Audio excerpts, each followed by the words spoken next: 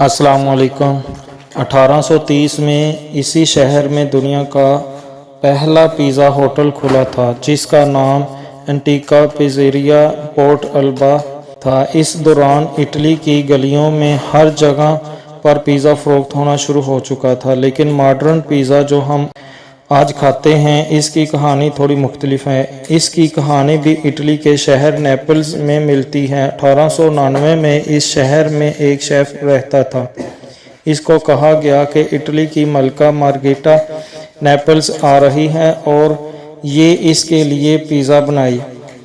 इस शख्स ने इटली के झंडे को जहन में रखकर एक बेड पर टमाटर, चीज़ और तुलसी के पत्ते रखे और इसको बेक कर दिया।